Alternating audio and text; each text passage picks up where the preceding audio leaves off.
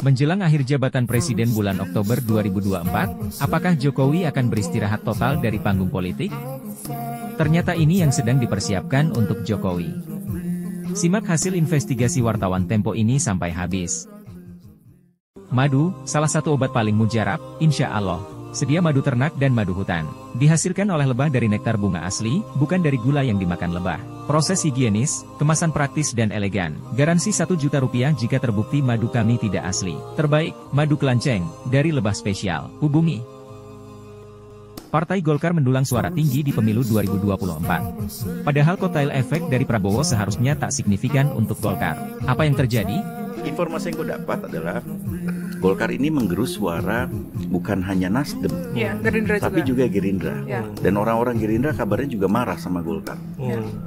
Nah, kenapa ini bisa terjadi? Kenapa Golkar suaranya naik? Wawancara kita dengan beberapa narasumber yang mengetahui bagaimana Golkar bergerak gitu ya.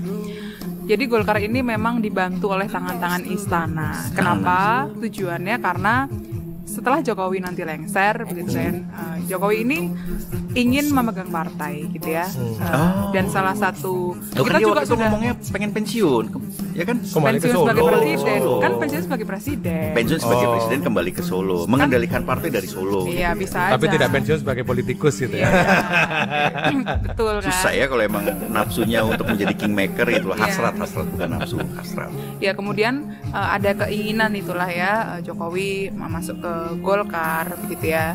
Dan ada dua cara sebetulnya antara Jokowi atau Gibran. Nah, Gibran kan kita sudah pernah singgung juga ya bahwa dia sudah disiapkan jaket berukuran L begitu kan, tapi kemudian tidak jadi dilantik gitu sebagai anggota partai Golkar gitu. Nah, kenapa kemudian Jokowi ingin Golkar begitu ya, atau Golkar mendekat ke Jokowi itu tadi karena memang suara Golkar ini kuat gitu ya. Nanti di parlemen pun dia hanya berselisih berapa persen tuh dengan PDIP, nggak ada 2% kalau di real count yang sekarang gitu. Dan Golkar ini bisa jadi apa ya, partai yang elit lah gitu untuk sekarang belum elit emang ya? kalau Jokowi masuk ke partai lain gitu bakal lebih elit lah ya. Tapi jadi menarik karena tawaran ini artinya tawaran kedua ya, dalam arti sebelum ribut-ribut pencalonan Gibran kemarin itu kan sudah ada tawaran dari Gerindra juga kan, Pram? Iya. Cak, bahwa kalau Prabowo menjadi presiden maka salah satunya adalah Gerindra bisa dipimpin atau diberikan kepada Jokowi begitu dan keluarganya gitu kan, pada waktu itu, dan sudah kita bahas juga, artinya makin banyak opsi nih Jokowi ini. Enak ya. Ada Golkar. Tapi gue yakin PSI juga. Gimana PSI? Ini yang sebenarnya juga bikin Jokowi pusing juga kan. Nggak nyampe 3% ya kalau nggak salah ya sampai sekarang. Dan kabarnya juga, ya kan kita lihat juga sudah pernah kita ungkap lah ya soal PSI ini ya. Bagaimana spanduk mereka, baliho mereka ada di mana-mana, tapi katanya ya jeblok-jeblok juga gitu. Iya, dan informasi dari beberapa petinggi partai juga yang kita ngobrol ya, Kang ya, Mbak Pram dengan mereka gitu.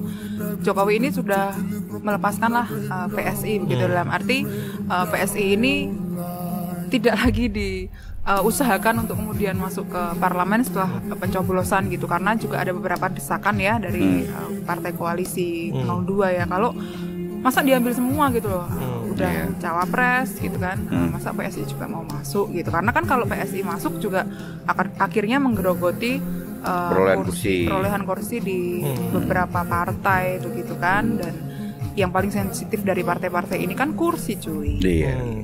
Wamen aja cukup sebenarnya ya. Nanti kan bisa ditambahin lagi tuh wamen. Kan ada menteri muda juga, menteri muda ya, menteri kayaknya muda, ya.